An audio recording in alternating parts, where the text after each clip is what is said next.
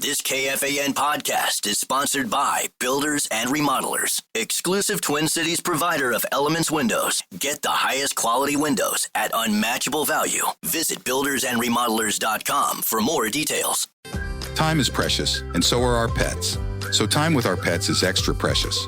That's why we started Dutch. Dutch provides 24/7 access to licensed vets with unlimited virtual visits and follow-ups for up to 5 pets. You can message a vet at any time and schedule a video visit the same day. Our vets can even prescribe medication for many ailments, and shipping is always free. With Dutch, you'll get more time with your pets and year-round peace of mind when it comes to their vet care.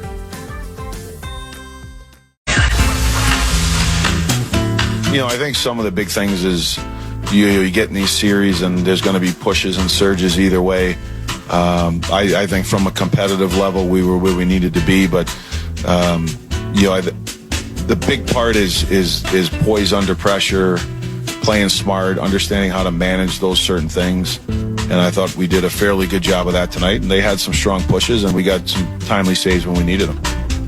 Heinze last night after the Minnesota Wild's big 5-2 victory in Game 2 of their first-round series, Western Conference series, against the Vegas Golden Knights. We've got some texts that have already come in for Russo Radio. He joins us via the Connecticut Water Systems hotline. Are you already back from Vegas? Yep. You are back. Left the signature and headed north to my podcast where I got to find a Starbucks to write my story. But back from Vegas. Team was a little delayed, but they're obviously in pretty good spirits considering what it could be if they were down 0-2. What is the moral of Game 2? The moral of Game 2 is to continue to get incredible play from guys like Boldy and Kaprizov. But there was so much to like about the game last night. One is the balance that they played with, especially their top 3 lines and their top 2 defense pairs. The one hallmark with Vegas is that they are a very deep team. They have 6 great defensemen, but they get scoring from every single line. And, it's going to be a long series / long playoffs if you're only relying on Boldy and Kaprizov. And last night they got goals from their top 3 lines. They got really quality play from their blue liners. They withstood some, big time pressure at times, pockets in the game where Vegas really came. And when that was going on, they were getting great goaltending from Gustafsson. So there was a lot to like about the game. I know there was a lot of fans that were not happy about the move that they made to put Rossi on the 4th line, but the move to put Ryan Hartman on the 3rd line completely changed the complexion of that line and thus the game. Like that line is what turned the entire first period around. And from their shift at about 5 minutes into the game, it was all Minnesota the rest of that period. So, the little moves that sometimes John makes, as much as the fans sometimes hate it, it always seems to, push the right button. And last night it absolutely did that. Is it fair to say that if Gus doesn't show up big in those first 5 minutes, that we might be talking about a very different situation as the Wild prepare for Game 3? Yeah, 100%. I mean, you knew that they were going to come at him hard, and they certainly did that the first 5 minutes, especially their top line, who has not been great in the series because they've been just completely shut down by the Wild's defensive play, from Faber and Brodin to their checking lines. But if Gus doesn't come up big in there, the Wild looked like they were a little bit, awestruck at the beginning. And, Foligno talked about at the game that they just weren't in sync. But then all of a sudden, that Foligno, Nyquist, and Hartman line came out, and they just had a great shift. Like, Nyquist immediately one-ups, headmans a pass up the ice for Hartman breakaway. He doesn't score on it, but then it comes back into the neutral zone. They have a regroup. Foligno absolutely crushes Zach Whitecloud for one of about 5 times in the game. Like, Whitecloud cannot be feeling great today with the amount of times that he had to be confronted by Foligno. Then the puck comes into the neutral zone, and Gus Nyquist took a hit to make a play and sent Hartman in again, and then it just became wave after wave by the Wild in the first period. And so, you look, Gus, if you look at his analytics, maybe he didn't have the biggest, it wasn't a robbery game where he stole in the game. I think it was 1.11 goals above expected for him in the game. But the amount of times that he had to make those big saves on broken plays when Vegas was pushing hard was often, not just in the first 5 minutes, but the last 8 minutes of the second period and parts of the third period when the Wild were trying to defend that game to victory. And so there was some big-time pressure there by Vegas hemming in against, especially the fourth line had a couple really hairy moments yesterday. And their third defense pair, and Gus had to be really good. Interesting text came in a while ago from Rob in Bloomington, quoting your guy, Pat Micheletti, who apparently threw out an idea on Twitter of moving Rossi to wing to remove some of the heavier D-zone responsibilities from him, hoping to kickstart his offensive game. Does Russo think that's an option, or is there no center to take his place? Yeah, I guess if you put Devin Shore in the lineup, there would be. Histros has played some center. Yeah. I guess it's who you take out, right? I mean, he's still going to wind up being in a fourth line position in that scenario, right? Because they're not taking your top six wingers are set. I mean, we know it by now. Johansson's staying there, and Nyquist is coming off a good game. I don't think Nyquist has been great in the Minnesota uniform, but he played well yesterday. So, I just don't see it happening at this point. You don't just, the guy's been a center his entire career. They're not going to just in game 3 of the playoffs all of a sudden say you're playing wing. I mean, that's just, that's not going to happen. So, well, isn't Micheletti a hockey guy? He should know that. Yeah, he is a hockey guy. He sometimes comes up with some outlandish ideas. But no, I mean, look, I'm not gonna rip on his hockey. I don't mind the opinion. I mean, coincidentally, last night I was talking to somebody with the Wild about Danilo Urov and when he comes for next year, and if Rossi is not traded this offseason, how do you handle this? If Urov is going to be a center, could you turn Rossi into a winger? Or if Danilo Urov isn't ready for just the overall transition from the KHL to the NHL at the center position, do you start him at wing? I do remember, to Pat Micheletti's point on Rossi, I do remember, Mikhail Granlund really struggled when he first came over here at center at the National Hockey League level. And it wasn't until John Torchetti, I think it was, that put him at wing that he suddenly became one of the Wild's top scorers. And so, there's something to it, but I just don't think you do that at this stage in the playoffs. You tweeted out about a half hour ago that you had just met with Heinze and that it sure sounds as if they are considering, at least for one game, changing the third defense pair. We will see about the fourth line as well. Give me more.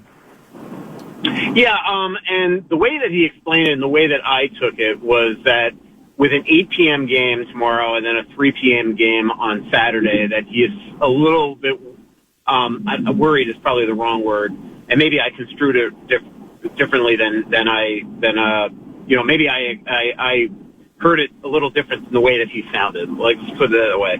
I think that he's a little bit concerned about just the overall workload that the top four are getting right now. Faber and Brodin, they're getting heavy minutes, and Middleton and Spurgeon, and a lot of it is because they really have to limit the ice time of the third pair, just because, one, they haven't been very good, and two, Zeev is he's being thrown into the fire as a 19-year-old in the Stanley Cup playoffs against one of the top teams in the National Hockey League. So I think they'd like to, give that third pair a little more minutes, take a little pressure off the top four, with a real quick turnaround going into game 4. So the way that I construed it is that we are definitely going to see some sort of change on the third pair tomorrow. They have not taken Zach Bogosian out of the lineup this year, as far as I remember, as a healthy scratch. So I would be shocked, even though he wasn't very good last night, if he's coming out. So it just wouldn't shock me if we're going to see Zeev get a little bit of a break, throw back in Johnny Merrill, and then, maybe make the change and throw Zeven for his home debut on Saturday. Again, this is total conjecture. But just, I watched the game on the flight back today from Vegas on Hulu. You can rewatch, and by the way, anybody that has Hulu, ESPN package, you could rewatch games on Hulu, like the full slate. So I watched it again on the plane, and, my eyes didn't deceive me last night, where they got into a lot of trouble. In the second half of the game was pretty much the times where the fourth line was on the ice and the third defense pair. And obviously Bogosian and Boyum, they were -2 last night in a game where the Wild gave up 2 goals, and they were -1 the game before that. And I just do think that we're going to see probably a little bit of a change there. And coaches don't like to do that after wins, but, it wouldn't be the worst thing in the world after 2 really hard games for Steve. Just to be thrown into this, if you just give him a night off, let him watch in the press box, get the experience of a playoff game of XL Energy Center upstairs, and then you throw him in maybe Saturday for his home debut. So I just think that we're going to see a bit of a change there tomorrow. Russo Radio now, Kessler in about 15 minutes in studio. Dan from St. Anthony writes, 2 very blatant penalties right in front of a ref, cross-check to Hartman's neck, punching Kirill in the face while he was being restrained. Both times the referees saw it, did not assess a penalty. Why are they not calling penalties? I don't get it. The most egregious one yesterday, like on the Kirill one, you can make a case. NHL refs in the playoffs, goal-mouth scrum, usually you let things go there. It's like, they're probably looking at it like Kirill got engaged and he took the brunt of it, and we're just going to make everything even. I don't like it, and Nicholas Hague will probably pay for that at some point in the series. The one that I hated yesterday was Joel Eriksson being absolutely slew-footed by Dorofeev. I mean, that one was egregious. Freddie Lacour, who I like as a referee, is staring right at it and just doesn't call it. And he was also the referee on the Kirill one. Furman South staring at Hartman being cross-checked in the face. So I don't get it. I think that there is, I talked about this with somebody the other day, but I think that Ryan Hartman, especially right now because of, maybe it was you that I talked about, he's got this reputation that he's not getting calls because, he's earned this reputation of, at least the league thinks that he dives or extracurriculars or whatever it is. And so they don't give him the benefit of the doubt. Well, I do think it's also the same thing with this just narrative that Vegas is was shorthanded the lowest amount of times in NHL history this year. It's like there's this just belief out there that they're just the cleanest team ever, and these referees don't want to call anything on them, and it's a bit ridiculous. Because all these plays are absolute penalties, and they're dirty plays as well, and they're just not being called. So I don't get it, but I will say the Wild are not whining about it. It's us basically kind of pointing it out. And I think the big reason, and I got into it in my game story today, it's hilarious that the Wild, they want to play 5-on-5. And it's probably because they know their special teams just hasn't been very good this Makes year. sense, actually. They've had two power plays in the series. They don't have a shot on either one. Their penalty kill has been on the ice twice in the series, have been scored on both times. One was an empty netter, granted. But we know that their special teams has been an issue. So I think they are very happy and very content to play this series at 5-on-5. I think they are confident they can beat Vegas at 5-on-5 if no calls are made either way. I think they're completely fine with it. And so it's the first time in my life that I've ever seen a team that just doesn't even want a penalty either way. It's fascinating, yeah. And the other thing is, is that as much as we're whining about the officiating from one end, the Wild, they've not that they've gotten away with anything, but they are not getting called either. And I think that they're very happy about their discipline. Like, this has been the biggest difference in the John Hines era compared to the Dean Evison era. I mean, we saw this team take a bunch of boneheaded penalties during the Dean Evison era. I think the referees hated them during it, probably taking on the personality of the coach because he was a fiery guy. And they used to, and we saw in that Dallas series where the Wild just lost their mind over and over again in the series. They worried about the officials. They took really dumb penalties. And because their penalty kill stunk and they gave up 9 power play goals in that series, it really cost them that series. And here in this series, they've taken 3 penalties, or 2 penalties, last night penalty free. So as long as it continues to be this way, yeah, maybe Vegas is going to get away with stuff, but I think the Wild are actually fine with this being the protocol and the way that it's called. Now, every game, it's 2 different referees. So every game it takes on a personality of their own. I've watched a lot of the playoffs and the other rounds, and there have been a ton of penalties called, stuff that would never be called so far in this series. So who knows, 2 officials tomorrow, what that'll bring. Victory is always the best form of athletic revenge. That's what too many players have a difficult time figuring out from a discipline standpoint. Russo Radio is joining us now. I'm curious, when it comes to officiating, there's the age-old issue. This is discussed a lot, has been already discussed a lot in the NBA circles, that the game is being officiated dramatically different this postseason than the regular season, where it seemed like, they call fouls on pretty much anything, and you'd have scores of, that's part of the reason you had scores of like 147 to 142, that sort of thing. But that in the postseason, that they are, the game, they're less likely to call as many fouls. That's why you have lower scores. The Wolves have been involved in some of those. Is there the same yearly dramatic change in terms of the way the Stanley Cup playoffs are officiated compared to the regular season? In yesteryear, definitely. Yesteryear, there used to be a ton of penalties, and then they swallowed their whistles in the playoffs. It's not so much anymore. Like, first of all, like historically in the last 5 to 10 years, the first round there's been a ton of penalties. And this year, so far, at least in the series that we're watching, we haven't seen it. The other thing that's kind of strange this year is the NHL, and there was I was at the GM's meetings back in March, and there was almost this pride that power plays were at like an all-time low. It just seems like overall this season, we have not seen a lot of penalties called. I mean, how many Wild games this year have been penalty-free one way or the other, or 1 or 2 power plays max? Vegas, as much as we've talked about that they've been shorthanded in NHL record fewest amount of times, they also get no power plays, and we've seen that so far in this series. But throughout the regular season, despite being a 50-win team, they don't draw a lot of penalties. It just seems to be the way the NHL is going right now. And, and we talked about this year.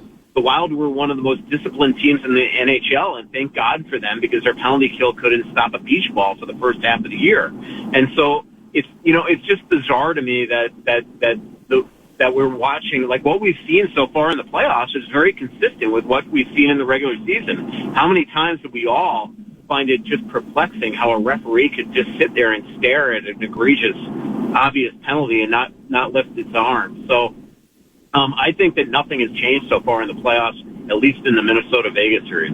I want to finish with some analysis of Kirill, the playmaker.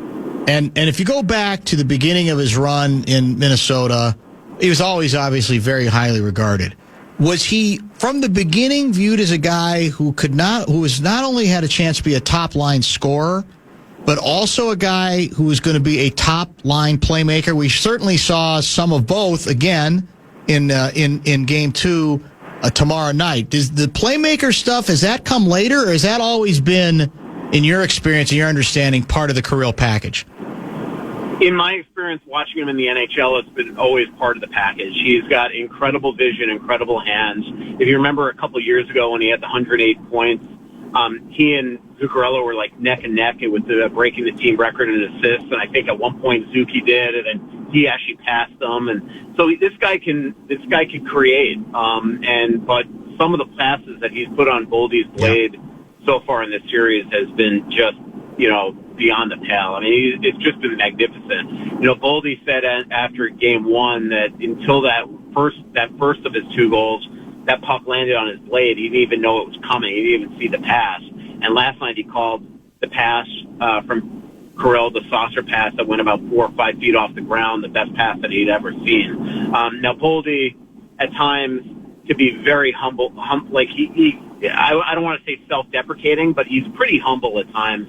and doesn't want to ever take credit for a lot of things. And, he still had to catch that pass, and he still had to make with, I think it was Petrangelo on his back. I think it was Petro.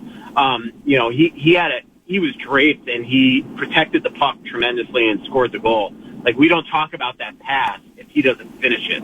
And so Kirill is just, the two of them have been just tremendous in this playoffs. And I've been really mostly, Kirill, we come to expect this.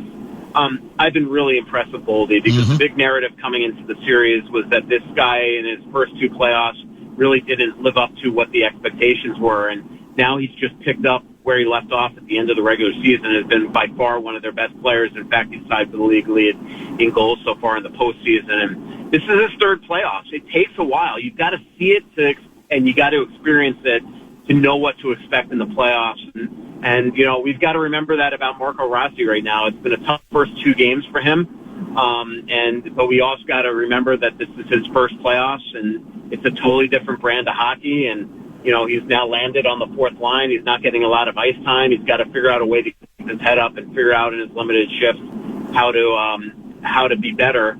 But 2 or 3 years from now, if Marco Rossi's still on this team and the Wild are in the playoffs, we're going to see probably a much better Marco Rossi now that he knows what to expect, and I'm using Boldy as that example there. The only difference is that Boldy was always in top six, right? And now Marco is one step from being upstairs with us, and so amazing. This is becoming definitely a storyline in this playoff on what's going to happen with Marco here. Last item for today. We make the assumption that the team that loses is the team most likely then to come back with something different, maybe a little bit more urgency, maybe a strategic flourish that's different. What might the Wild expect from Vegas for Game 3 tomorrow night at the X? Well, Jack Eichel doesn't have a point in the series. Ivan Barbashev doesn't have a point in the series, and Mark Stone doesn't have a point in the series. And they are now hearing it from their coach. They are getting compared to the Wild's top line, who has been extraordinary so far in the first two games. And so they're going to come out extremely motivated tomorrow night. The last time Jack Eichel stepped foot in this building, he left with a hat trick.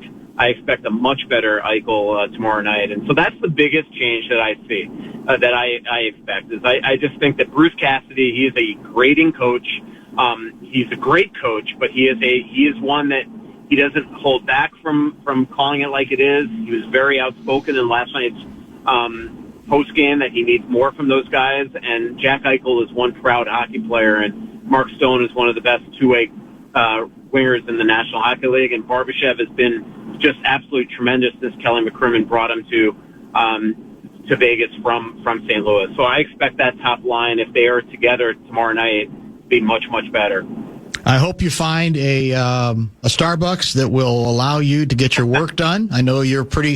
If anybody can smell a Starbucks, it's going to be you. Yeah, I pre-ordered my coffee a while ago. Nice. So it's going to be sitting there waiting for me. It's a beautiful thing. I know where I'm going.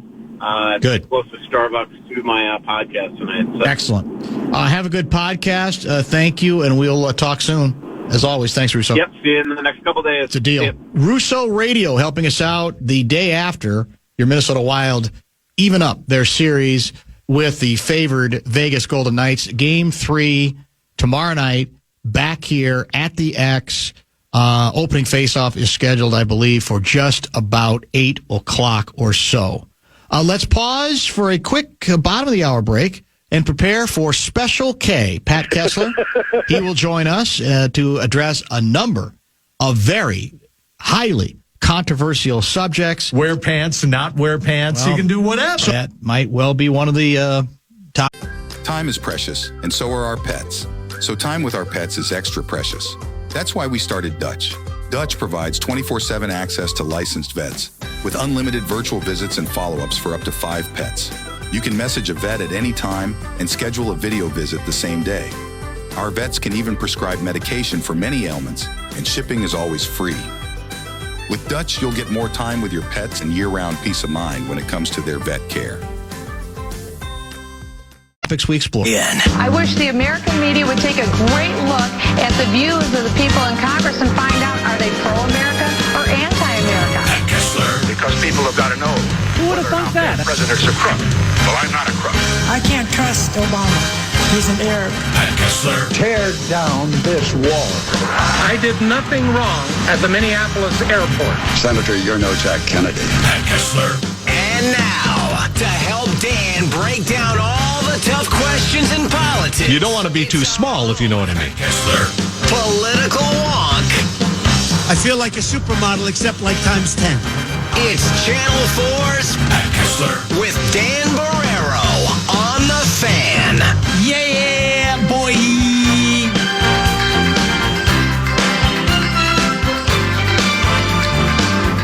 Well, the 5:30 guest just walked in and seemed utterly and completely blown away by the new aesthetic flourish in Studio A. To your immediate right, Kessler, the back wall behind me, how would you describe what you are looking at and touched a while ago? I did. I would describe it as, number one, finally professional.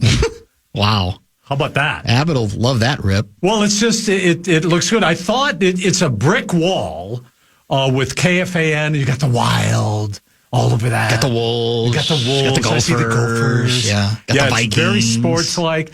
And so is it real? Are they real bricks? Well, that's the thing. It is so real looking. Yeah. I actually went over and touched them. And then did that kind of ruin it for you when you found out it's just a? They're very pliable. It's I kept pushing them like a cat. It's like a piece of wallpaper, like a cat that pushes both paws. Yeah, right. That's how I feel. Yeah, yeah. So very nice. I'm guessing that you will have some cameras on. Well, not during this show. Yeah, you would. Tomorrow they're going to turn them on for us. Are they? We're going to be streaming basically all day tomorrow and Friday. That right? For the draft, yeah. Okay. So we get lumped into that. Okay, so you will be able to see this brand new background. So you got the iHeart Radio, iHeart Media app. Mm-hmm. I mean, I should say symbol. Now the logo, I guess is what we call them in the business. And then, as you say, we got a whole bunch of different KFANs in the colors of the various teams that we are associated with. Correct? Yeah, and it kind of brings home to me how many sports teams are here. It's an empire. It's unbelievable. Yeah. And who's not? And who's not? Wait a minute. For now. Wow. Now, just wait. Look to your immediate right. What do you see on the glass separating Studio A from B? Well, there's a little frosted glass action classy here now. Yeah. And I saw that, and with the KFAN logo. So I'm hanging out with Guardsy. Mm-hmm. Lots of fun. Yeah, it always for is. a production meeting before the show. And what I've noticed is that I cannot see into here. Right. So what happens inside this studio stays here. Stays here, pretty much. I feel like I can't see as well. Yeah, that's the in thing. there now. I can't see over the frosted glass. Yeah, that was my thing. Yeah, you could not see it. So you might as well just do the whole thing. Maybe that's the next step. No, maybe it's a test of some sort so that we can't look at each other. So can't see each other. Where'd Abbott get the money? You already don't listen to me, but I'm doing top point. 5. So that's why really not? True. Just cut a hole in there or something. Yeah. Where'd Abbott get the money from? I have no idea. Probably took it out of your check. I guess there's money. Yeah. Yeah, one less zero. This was a Lil B production. This was all Lil B. Good, yeah, really? she did a great job with this. I like she it. did. It's really, why not? Seriously, this is outstanding. Well, I mean, looks great. We got a refresh out in the hallway The too. We got a visual new is banner everything. out there. Oh, I didn't see that. It's all visual, even in radio now. It's visual. Well, it's not just everything the audio, is streaming, it's visual. digital, everything. So we're going to need you to start working out, Kessler, is what we're saying. It's all Have visual. you seen me lately? I have. Yeah. Sculpted? You're looking Do lean. you think this happens by accident? No, that's probably... Yeah. No, that takes years and years of... Just glad you're not injured Well, from let's your see. lunges a few weeks ago. Very hard work. Well, I'm just medicated. Over-medicated, some might say. Did you stay up last night? You had 2 late starts last night. You Yes, had sir. the Wild. Yes, you had sir. the Wolves at 9. You had the Wild at 10:15 Central Time start. So if you stayed up, what's the Kessler secret? Is it some libation, some concoction? Is it some illicit drug? Can you talk about Well, what I helps asked the keep you gal awake? about this. How do you do this? I mean, there's really nothing you can do. Do you have a cappuccino at 9 o'clock at night? No. Nothing wrong with that. Why not? No. Why not? Because you're going to be up till 9 in the morning. I wouldn't be. I think some people might do gummies just to kind of enjoy the experience. But don't gummies relax you, put you to sleep? Well, sleep gummies. Oh, okay. Aren't there watching? You're the great gummy mind. Aren't there actually some gummy uppers? Well, I'd like our listeners to let us know. Are there gummies idea. you can take to enjoy sports? More. It's Minnesota sports? That would be. Now, what is that supposed to Nothing. mean? I don't think the answer is yes on that. No, so I just kind of raw dogged it through the whole thing, and I will confess. What? It's going to be played at 5:37 tomorrow. Well, morning. not only that, but how about the 6:12? They were so what do you mean? real looking. I had to go over and touch them. You think that's not going to end up on the button bar? What do you got? That's like a walking human resources I'm just a nice violation. guy. Yeah, I'm a nice guy. You ask me what I think, I tell you, and then it ends up in the gutter. Yeah. Your mind is in the gutter. No, but I think you encourage it. I think you actually are disappointed when we don't rise to the bait that you offer us. Oh, please. Oh, that didn't sound. No, that so sounded like TV sincere. I will confess that at halftime they're down 20 points. I can't remember what it was. 15. Do I really want to stay up till midnight watching this? And I'm switching back and forth, and Wilder up, and then they start creeping back a little bit third quarter. So you mean the Wolves? Yeah, yeah. Then So I stayed to the end because I thought they were going to pull it off, and that's a difference with a lot of the teams we watch. I thought they might be able to pull it off last night. I did. Well, that's because you're a homer, and because they're great. The Wolves are. Now you're starting to sound like team. a politician, pretending that all our teams are wonderful, whether they are or not. Why do you hate the Wolves? I don't hate the Wolves. I like the Wolves. I thought they could win this series. I still think they can win this series. I did too, but I thought they might be able to pull it off, but sadly no. So, watched a little bit then afterwards, but what do you do? Very excited though. Well, I'm glad but tell the truth, you didn't stay up for the end of the Wild game, which ended I did about, not. Was it like 12:30 or 1? Yeah, I did not. I think it was in that range, right? It had to be. Yeah.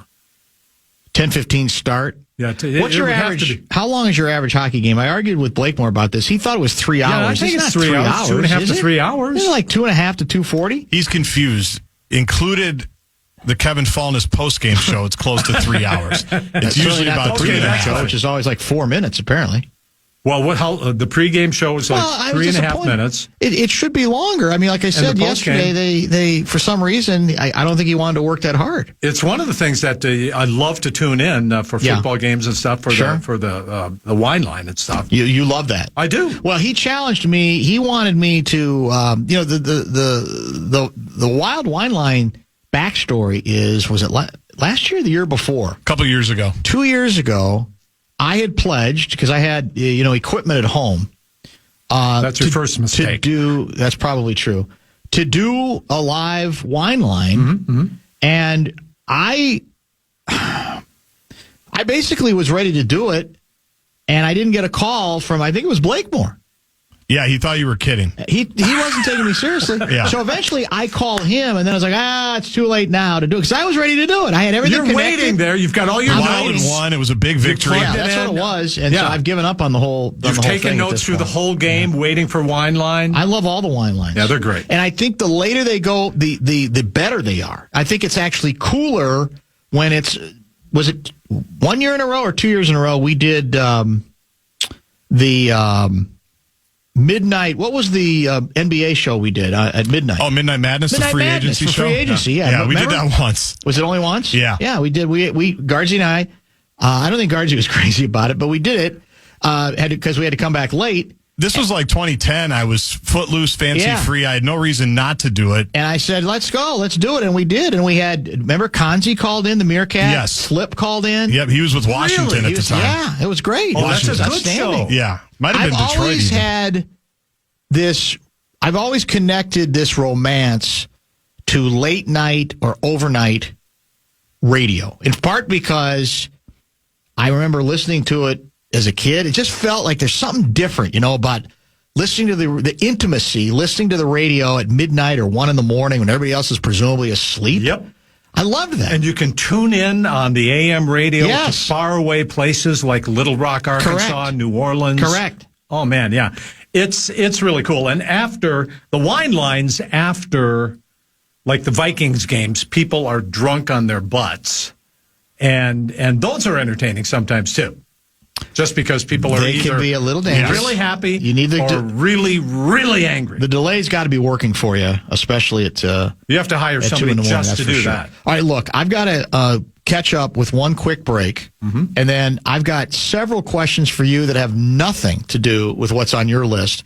Great. Which isn't the same as saying I'm going to ignore your list. I'm just trying to add to it. I'm trying to enrich it. Sad.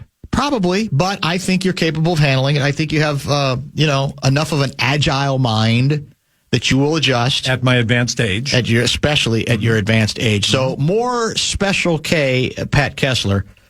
Time is precious, and so are our pets. So time with our pets is extra precious.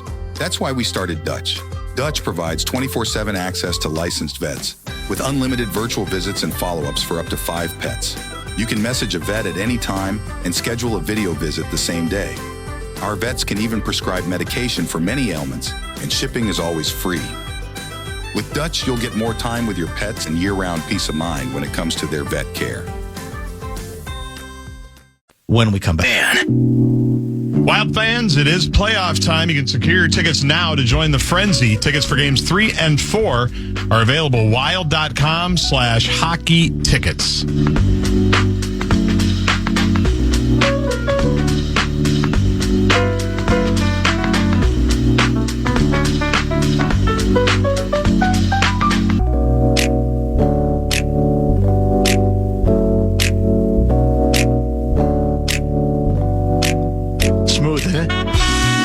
How smooth is this?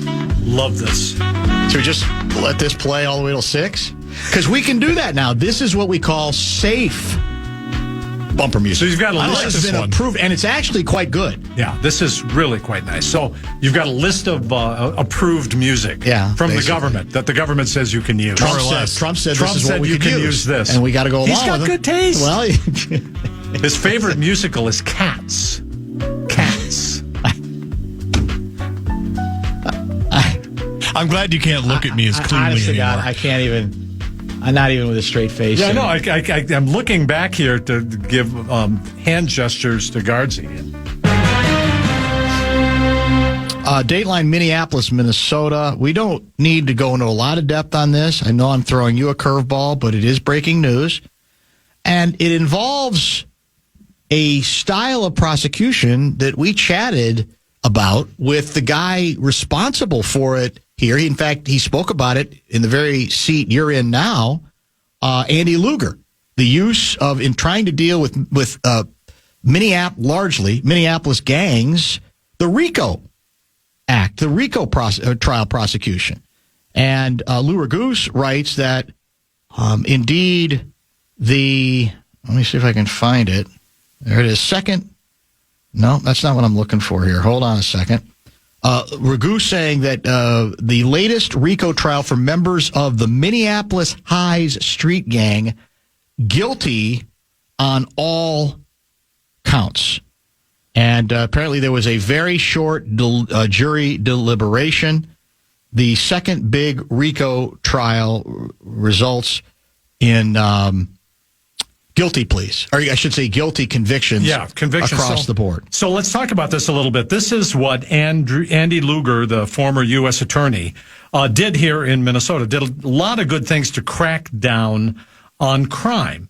And among the things that he did was use this tool of the RICO statutes, where he would isolate and arrest members of gangs, violent gangs in Minneapolis, and charge them under the same laws that the federal government charges members of the mafia. Racketeering. Yeah. Right. The Racketeering, Interstate Commerce, blah, blah, blah. RICO. The Racketeer Influenced and Corrupt Organizations Act. Okay, so he charged them under that, and that is a fairly new phenomenon, an instrument that some prosecutors are using. And Andrew Luger was one of the first to do this, and he was kind of figuring out how to. Well, he admitted, but if you may not recall, but when he was in here with us, he said, "I got the go ahead on this largely. I'm going to give credit where credit's due from in Washington." They said, "Well, what about RICO? We thought about that," which, different jurisdictions have tried over the last few decades, but that had not been used all that recently, if at all, successfully here. And if I recall, he got the thumbs up, go ahead, from Merrick Garland. That's exactly the name I was scrambling for. Yeah, the Attorney General of the United States. Correct. So he goes in and does all of this. In addition, just to say one more thing about Andy Lugar, was going in and trying to stop the carjackings. Yes. Remember how it was terrible, the terrorism of those carjackings, and it seemed the lawlessness was just crazy in Minneapolis and St. Paul, and he slowed and almost stopped that. So the headline is that there are 3 convictions. There are more trials to come. Yes. But the testimony in here indicating that these street gangs have carved up Minneapolis. You have some that are the highs and the lows. Some are on the upper end of Minneapolis and some are in the lower end, and they divide up the territory. I think just like you would see the mafia do this. Correct. In the movies, let's say. But yeah, it's pretty good. So the U.S. Attorney's Office here in Minneapolis and Minnesota doing a great job to kind of get some of these people off the street. We got more breaking news. Mm-hmm. The White House, I don't even know if you know about this yet, the White House is telling Americans to reply stop if they no longer wish to receive Hegseth texts about upcoming military strikes. This is apparently breaking news. Reply stop. If you're saying, I'm tired of hearing about our next attack, I want to opt out of this. That, of course, is satire, courtesy of the Babylon Bee, a very good line. Let's try to be a little bit more serious about it. Is Pete Hegseth, we got another signals deal where the stuff is allegedly being stuff that should be attack plans are for out the Houthis via signal, right? Yeah. Second time. We've also got, I think, a member of the Hegseth, of the Department of Defense staff who just got knocked out of there, had an op-ed piece, I want to say in Politico, basically John saying Elliott, Rome is burning. And this is, by the way, a Trump zealot, saying dogs and cats are living together in the Defense Department. It's out of control. So is Hegseth, how is he surviving this level of madness and ineptitude? Couple of things about this. You're right. This is the second time secret plans were released on a personal telephone on the app Signal, and it included when the planes are taken off, what bombs are on, and what they're going to do, the drones, all of that. And included in this particular conversation was his wife. Hey, Jenny, a wife on there, his brother, and his lawyer, his personal lawyer. So they were all on this Signal chat. And instead of, and I wish somebody somewhere would just say, you know what, we really screwed up. We're going to fix this. We're going to drill down. It's not going to happen again. But that's not what we're hearing. It's, oh my God, these people are leakers. They're leakers. They're leaking everything, left, right. The media's out to get us. They are not taking it seriously.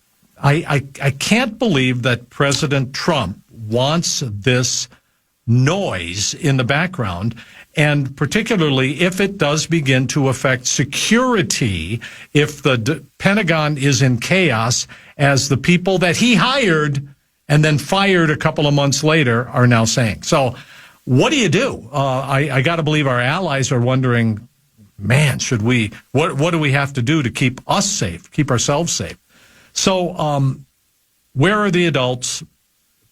President says he stands behind Pete Hegseth. He's one of us. And the White House, doubling, tripling, quadrupling down, says this is what happened. The Pentagon is against us, and they're out to get us. So, I think you just got to sit back and try to figure out where the next one's coming. Is this the perfect encapsulation of the idea that, and it's not a new idea, that X is not real life example. Many pockets of the right wing, including many right wing influencers on X, say couldn't be going any better. President's doing everything he said he was going to do. He's upsetting the apple cart. He's getting people going, etc. And yet, newest Pew Research poll, the Trump job approval is now sitting at 40%, a drop of 7 points since February. 59% disapprove. That's a second-term high, and approaching some of the worst marks in the first term, not quite 100 days in. How do we reconcile those two things? Let's unpack this. First of all, do you realize we're not 100 days in? We're not at 100 days yet. It actually feels like we're 500 days in. This is wild. It's been wild. It has been quite a roller coaster and entertaining on some level. The president is doing, yes. I would say frightening. That's just me. But I suffer from Trump derangement syndrome. You've got TDS. Yeah. Many of the things he said he would do. I don't know that people expected him to go after everybody in the media, suing everybody, law firms, threatening, getting rid of, shaking down of undocumented immigrants. But the way he's doing it, all of this is kind of interesting. But for them to say that, and the stock market has crashed, our 401ks are crazy. We've got the on-again, off-again tariffs like Ralph Macchio in the Karate Kid, tax on, tax off. Yes, you know what I mean? Yes, so, and they're telling us everything's fine. We're told to believe a reality that we don't see with our own eyes. My grandfather, the old Swede on the farm, would say to something like this, if somebody's BSing him, don't pee on my leg and tell me it's raining. Using that very voice?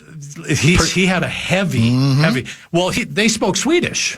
From the old country. Well, English is my mother's second language. Oh, there you go. She learned English when she was like 6, 7, 8. So, and you're still learning it. Wow. Did I say that? Shots fired. Yeah, but yeah, I mean, so don't tell us that something is happening that's not, but we have to believe it. So, what the heck? I'm a patriotic American. Sure, why not? So, Trump derangement syndrome. Do we have more of that these days or more of Trump worship syndrome? Because it's funny, you hear from the people who are decrying Trump derangement syndrome, and by the way, there's times where I think it applies to people who doesn't even matter what the details are. It's Trump, I'm going to hammer him. But why don't we have any conversation from the folks who absolutely suffer from Trump worship syndrome? That's not TDS, that's TWS.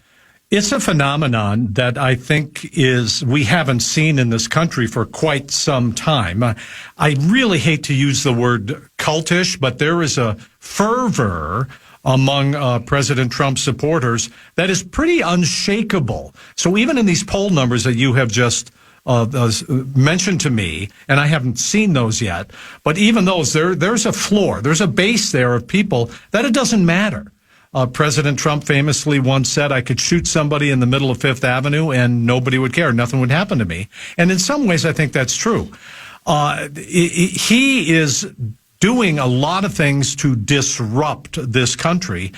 And whether it's going well or not going well, it doesn't matter to a group of his supporters. So TDS, I mean, here in Minnesota, as you know, there had been a bill introduced to classify Trump derangement syndrome, not making this up, listeners, to classify Trump derangement syndrome as one of the official mental illness classifications in the diagnostic books of the medical dictionary. So, I mean, this is your state, and that's what's happening. All right, let's make this the top of the hour break. We had a couple of other items that are on your list that we'll get to with Kessler.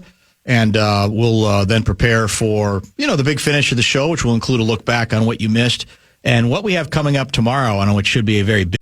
Time is precious, and so are our pets. So time with our pets is extra precious. That's why we started Dutch. Dutch provides 24/7 access to licensed vets with unlimited virtual visits and follow-ups for up to 5 pets. You can message a vet at any time and schedule a video visit the same day. Our vets can even prescribe medication for many ailments, and shipping is always free. With Dutch, you'll get more time with your pets and year-round peace of mind when it comes to their vet care. Busy program.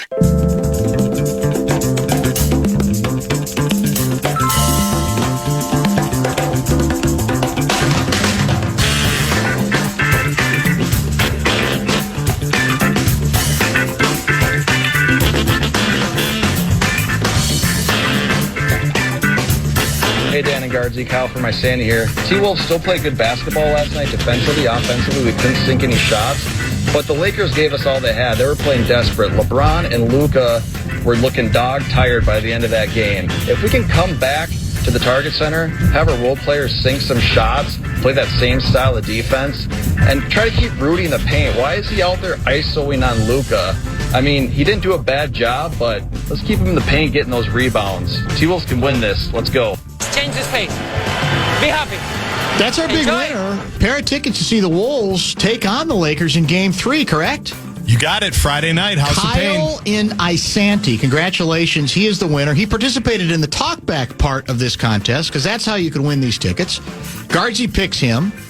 So he is indeed the big winner. And did I pick Kyle or did Kyle pick me? Well, it may have been a little bit of both, I would say. I think he rescued you, Guardsy, is what happened. I mean, he had a breakdown as good as I've heard. A breakdown of the game. That was very good. I mean, basically, he talked about what we talked about, that the key difference between Game 1 and Game 2 is what the Anthill did. No, we're not calling it the Anthill, though. What are we calling it? Colony. The Colony. The Ant Colony. The supporting cast players. Are we so clever, Pat? Who were... Well, it's not doing much for Kessler, I don't think. Go ahead. No, go ahead. Well, I was going to say...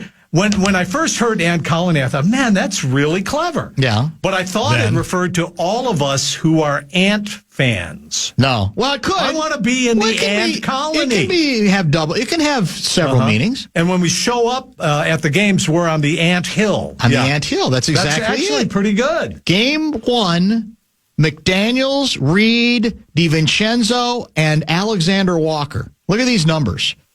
25 for 43 from the floor. Mm-hmm. That's 58.1%.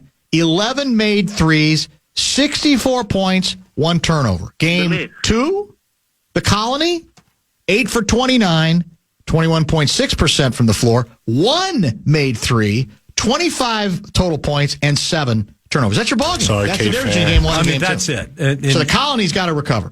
And so how deep do we go on the back bench? better, the Colony. Build back better, the Colony. I would say be best.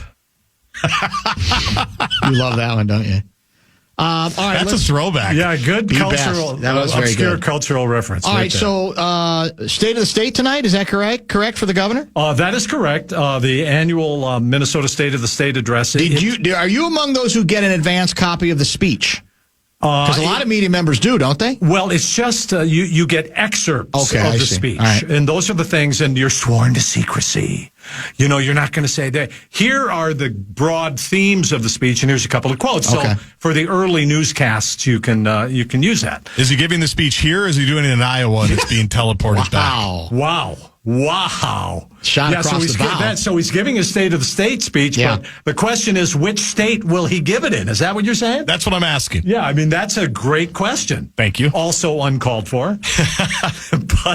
So he's going to give the State of the State speech. There's always been a lot of pomp and circumstance with this. I've always loved these speeches, and they become a less ceremonial than I remember in the past. But so he is at a crossroad. Tim Walz has to decide. He's been out, as we know, campaigning and holding these town halls in different places in Republican districts, just ripping Tesla, ripping Elon, ripping Trump. So he's got to come back here now. And tonight, he's got to stay for the rest of the session, the last few weeks, try to broker a budget deal, whatever it is. Here's the crossroads that he's at. Is he going to run for governor for a very, very rare, some say unprecedented third term in the modern era, and still run for president? Because I think he probably is going to do both. Probably run again for governor. I think you're right. and then as governor, run for president, which is not uncommon in 2028. So he's got to go after Trump tonight, and I think he will. Go after Trump for all the cuts, all the research things, all the things that he's doing that are terrible for Minnesota, he will say. But he's also got to reach out to Republicans in general.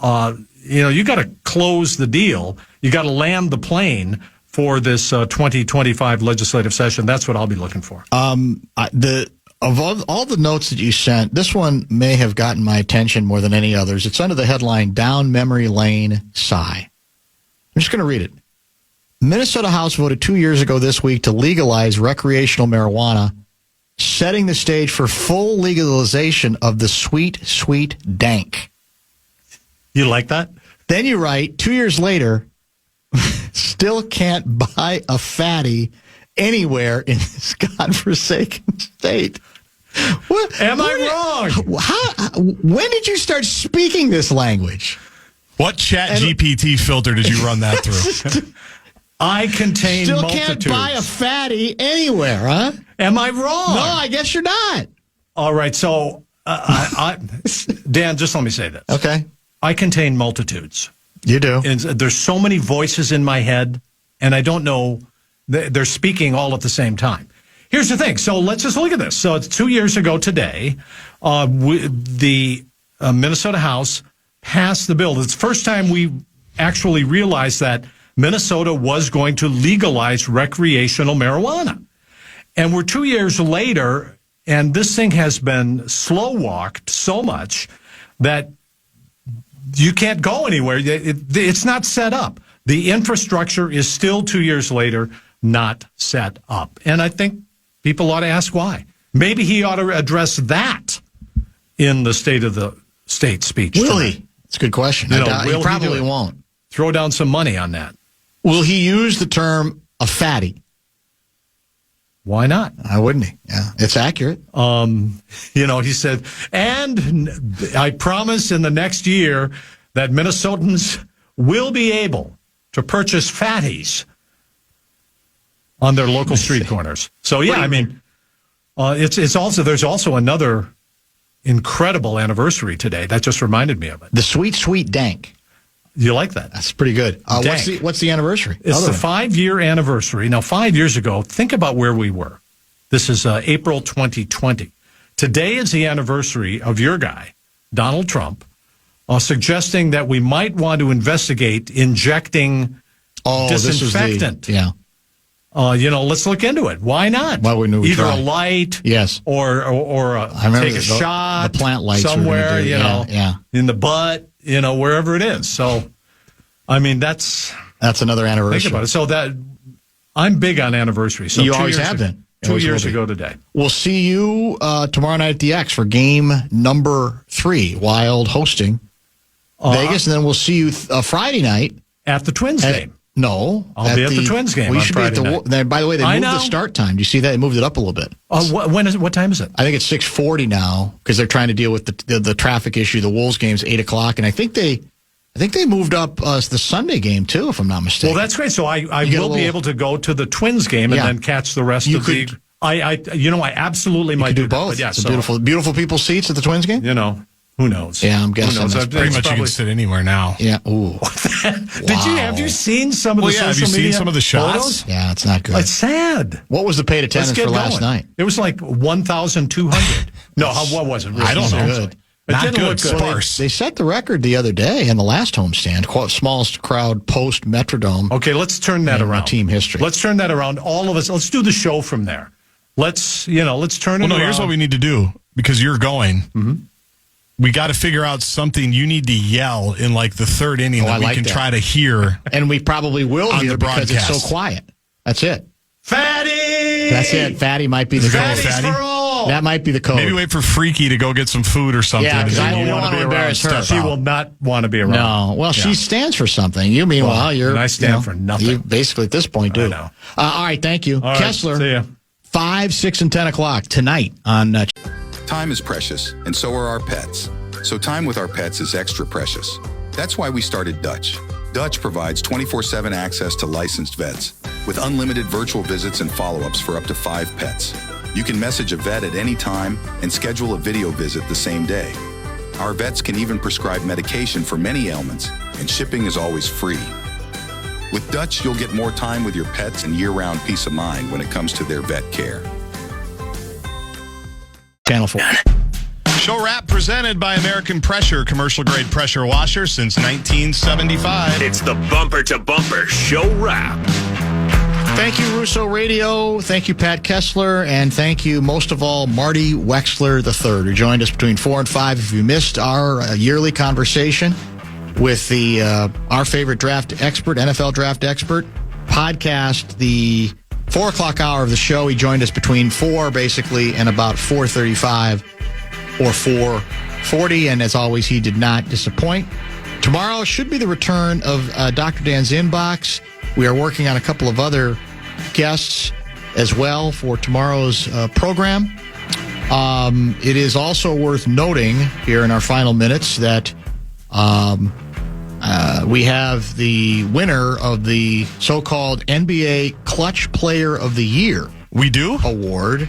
And the winner is Jalen Brunson, who beats out Jokic and Anthony Edwards for Clutch Player of the Year. I guess I need help from Johnny or somebody fan vote? To understand how Anthony Edwards was a finalist. These are the official, I think, NBA awards. Yeah. And Anthony Edwards has done a remarkable bunch of really good things, obviously. One of the best players in the league, obviously.